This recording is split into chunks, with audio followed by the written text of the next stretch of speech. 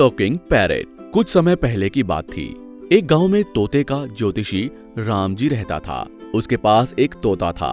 वो बहुत ही प्यारी बातें करता रहता था। वो सुबह से शाम तक इधर उधर घूमकर थक जाता है और एक पेड़ के नीचे आकर आराम करने लगता है। उसी समय उस ओर आया साबिर नाम का एक व्यक्ति उस तोते को देखकर इस तरह से सोचने लगता है, अरे वाह, कितना खूबसूरत तोता है। मैं जहाँ भी काम के लिए जाऊँ तो वहाँ मालिक के कहने पर ही काम करना पड़ेगा। इसीलिए इस तोते को उठाकर अगर ज्योतिष्य कहूँगा तो बहुत सारे पैसे मिलेंगे। इससे मेरा जीवन आसानी से गुजर सकता है। इस तरह सोचकर वो उस तोते को उठाकर ले जाता है। साबिर कमरे में उस तोते को रखकर इस तरह से कहता है, हाय तोता, आज से तुम्हें मेरा जीवन चलाना है। आज के लिए 2-4 लोगों को ज्योतिष्य कहना है, ठीक है? अरे कामचोर, बेवकूफ, मैं तुम्हारा पालन करूं? तुम क्या लंगड़े हो या फिर अंधे हो? तुम तो पूरी तरह से फिट हो। तुम आराम से कुछ भी काम करके अपना जीवन बिता सकते हो। अरे अरे तोता, मैं तुम्हारा मालिक हूँ भाई। इसीलिए मैं जो कहूँ तुम्हें वही करना पड़ेगा, वरना मैं तुम्हें बहुत पनिशमेंट दूंगा। ये सुनकर तोता अपने मन में इस तरह से सोचने लगता है, अरे बड़ा मूर्ख लग रहा है। मुझे बहुत सावधानी से रहना होगा। अभी के लिए ये जो कहेगा मैं वही करूँगा। फिर कुछ समय बाद अच्छा सा उपाय सोचकर यहाँ से निकल जाऊंगा। उसके बाद तोता कहता है, अरे साबिर, जैसा कहो मैं वैसा करूँगा, ठीक है? अरे वाह तोता, मेरा नाम तुम्हें कैसे मालूम हुआ? अरे तुम्हारा नाम क्या, मूर्ख कहीं के। तुम्हारे सारे खानदान वालों के नाम भी बता सकता हूँ। पहले मुझे बहुत भूख लगी है, कुछ खाने को दो ना। भूख लगी है? मुझे भी बहुत भूख लगी है, लेकिन मेरे पास एक फूटी कौड़ी भी नहीं है। तुम्हें आज 1 या 2 लोगों को ज्योतिष्य बताना होगा। उससे मिले पैसों से कुछ खाने का जुगाड़ हो पाएगा, ठीक है? अभी रुको, मैं बाहर जाकर किसी बेवकूफ को पकड़ कर लाता हूँ। इस तरह कहकर साबिर सड़क पर जाता है। राजू नाम का एक बहुत मोटा आदमी उसे वहाँ मिलता है। तब साबिर कहता है, क्यों भाई, इतने मोटे हो कि घर पर जितना भी खाना बनता होगा सारा तुम अकेले ही खा जाते होगे? अरे नहीं नहीं, मैं ज्यादा खाना नहीं खाता, सिर्फ 2 दिन में 1 बार ही खाता हूँ। मोटापा कम करने के लिए बहुत सारे प्रयत्न किए मैंने, पर कुछ फायदा नहीं हुआ। अरे तुम चिंता मत करो, मेरे पास एक तोता है जो तुम्हारा भविष्य बताएगा। वो जैसा कहे तुम वैसा ही करना, फिर तुम दुबले हो जाओगे। अच्छा, चलो चलो जल्दी चलो।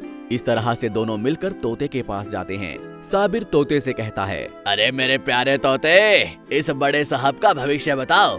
हाँ हाँ, क्यों नहीं, अभी बताते हैं। आओ पहाड़ कहीं के, तुम्हें भविष्य जानना है क्या?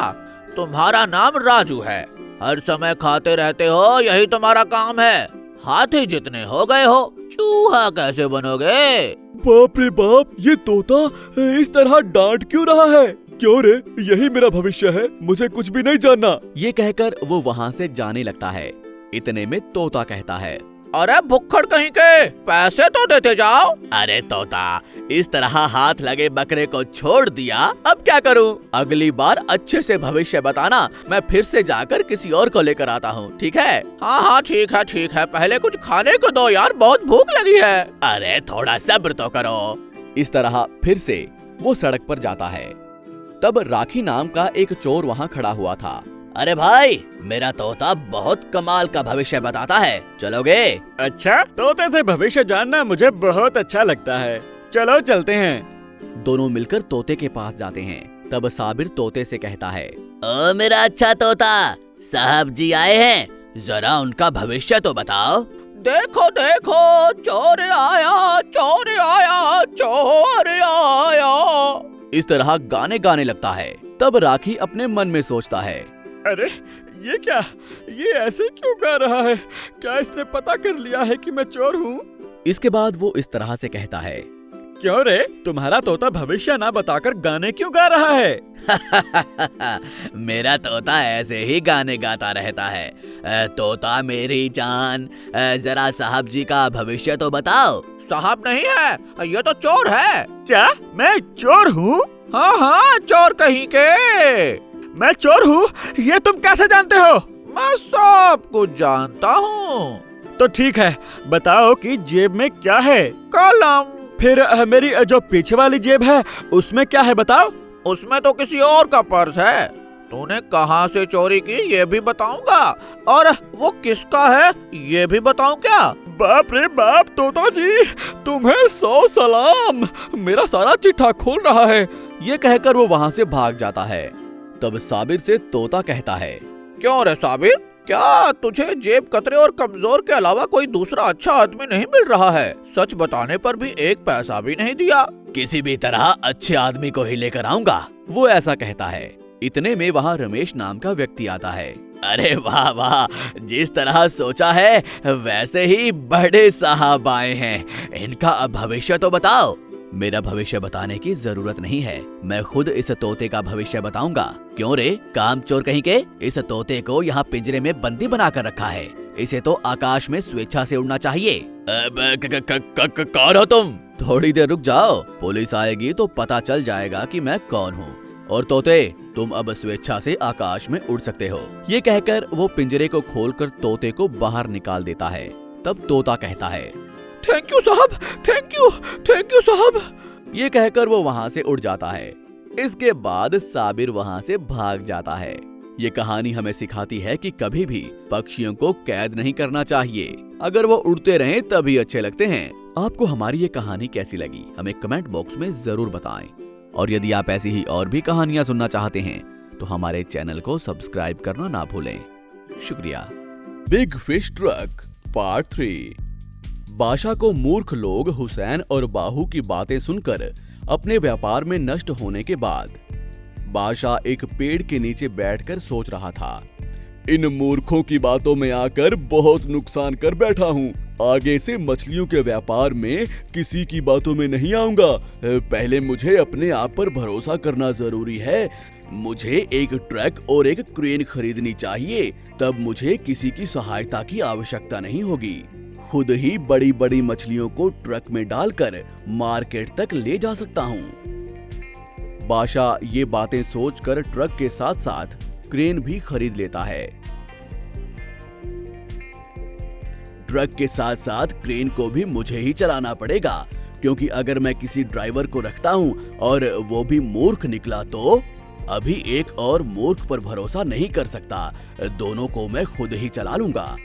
लेकिन समस्या तो होगी, दोनों को मैं एक साथ नहीं चला सकता। इसलिए पहले ट्रक को समुद्र किनारे रखकर फिर क्रेन को लेकर आता हूँ। बादशाह ये सब कुछ सोच ट्रक को समुद्र के किनारे लाता है। इतने में भारी भारी मछलियां समुद्र के किनारे आती हुई दिखाई देती हैं। अरे वाह, आज तो मेरी किस्मत खुल गई। दो बड़ी मछलियां एक साथ किनारे आ रही हैं। जल्दी जाकर क्रेन लेकर आता हूँ और फिर क्रेन से इन मछलियों को ट्रक में डालकर मार्केट में बेचा तो मुनाफा ही मुनाफा होगा। मेरी सारी मुसीबतें दूर हो जाएंगी। ट्रक को लेकर क्रेन के पास जाता है और जल्दी जल्दी एक ट्रक को वहां खड़ा करके क्रेन को लेकर समुद्र किनारे आता है। वाह, दो भारी भारी मछलियां, बहुत सारा मुनाफा।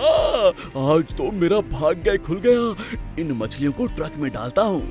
ये सोचकर वो क्रेन को उठाता है और ट्रक में रखना ही चाहता है कि वो ट्रक नहीं दिखाई देता।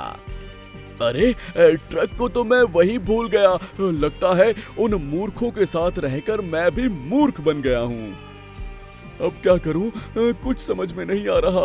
अगर मैंने देर कर दी तो मछलियां हाथ से निकल जाएंगी। इसलिए मैं जल्दी जल्दी चलते हुए जाता हूं और ट्रक लेकर आता हूं। लेकिन ऐसे तो बहुत देर हो जाएगी। ऐसे ही वो सोचता रहता है। इतने में बाहू बाइक पर आता है। अरे, बाहू बाइक पर आ रहा है। अगर उस बाइक को मैं चलाऊंगा तो जल्दी जल्दी जा सकूंगा। बाहू, एक बार तुम्हारी बाइक दोगे? 10 मिनट में जाकर आता हूँ। अरे नहीं, मैं नहीं दे सकता। तुम इसे चला नहीं पाओगे, सिर्फ मैं ही चला सकता हूँ। प्लीज बाहू, एक बार के लिए दो ना। अभी तुरंत जाकर ट्रक लेकर आता हूँ। उसी ट्रक में बाइक भी डालकर ले आऊंगा। प्लीज। अरे ये कोई साधारण बाइक नहीं है, ये फ्लाइंग बाइक है, हवा में उड़ सकती है। ठीक है, मुझे उस ट्रक तक लेकर जाओगे? तुम्हें बहुत सारे पैसे भी दूंगा। मुझे तुम्हारे पैसे नहीं चाहिए। जल्दी बाइक पर बैठ जाओ, तुम्हें ट्रक तक लेकर जाता हूँ। फिर क्या, तुरंत ही बादशाह बाइक पर बैठ जाता है। बादशाह भाई, जमीन पर जाएंगे या हवा में उड़कर जाएंगे? कैसे जाना पसंद करोगे? जमीन पर जाएंगे तो बहुत देर हो जाएगी, हवा में उड़कर जाएंगे तो जल्दी पहुंच जाएंगे हम। ठीक है।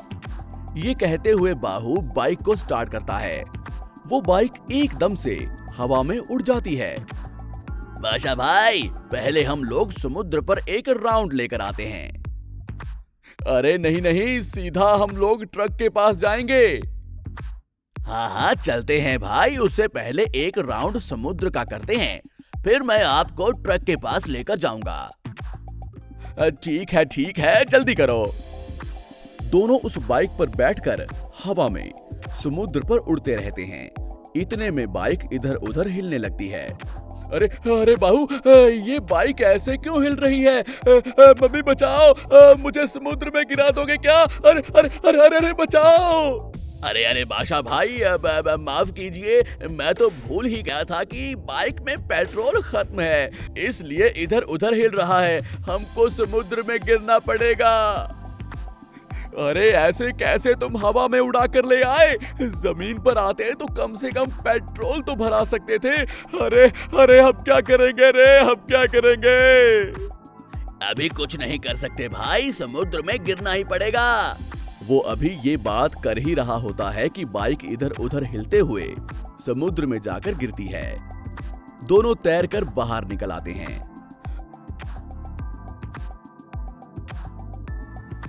अरे फिर एक बार तुम्हारी वजह से नुकसान हो गया। किनारे पर जो मछली आई थी वो भी अंदर चली गई। कहते हुए एक साथ दोनों नीचे गिर जाते हैं। अरे वाह, हम ट्रक के पास ही गिरे। आज के दिन सिर्फ यही काम अच्छा हुआ है। हाँ भाई, कैसे भी करके आप ट्रक के पास पहुंच ही गए। जल्दी से तुम्हारी बाइक को ट्रक के अंदर डाल दो, फिर समुद्र के पास चलते हैं। वहां जाकर वो बड़ी मछली को ट्रक के अंदर डालकर, पर ट्रक स्टार्ट नहीं होता। अरे इस ट्रक को क्या हो गया? ये तो नया है, फिर भी स्टार्ट क्यों नहीं हो रहा है? अरे कुछ भी नहीं हुआ भाई, इसमें डीजल खत्म हो गया है। ऐसे कैसे डीजल खत्म हो गया? जब मैं ट्रक लेकर आया था तो टंकी फुल करवाई थी। अरे बादशाह भाई, मैंने डीजल निकाल कर मेरी बाइक में डाला था, क्योंकि मेरी बाइक में पेट्रोल खत्म हो गया था ना। अरे बेवकूफ, तेरी बाइक तो पेट्रोल से चलती है ना, फिर उसमें डीजल क्यों डाला? डीजल से तुम्हारी बाइक नहीं चलेगी। मैं इतना भी बेवकूफ नहीं हूँ भाई, मेरी बाइक सुपर फ्लाइंग बाइक है, ये डीजल से भी चलती है। अच्छा ठीक है, अभी इस मछली को मार्केट तक कैसे पहुंचाएंगे? आप चिंता ना करो, मैं अपनी बाइक पर इसे बांधकर हवा में उड़ा कर ले जाता हूँ और मार्केट पहुंचा दूंगा। वाह, क्या आइडिया है। लगता है अभी तुम्हारा दिमाग ठीक से काम कर रहा है। चलो भाई, एक राउंड समुद्र का लगाते हैं ना।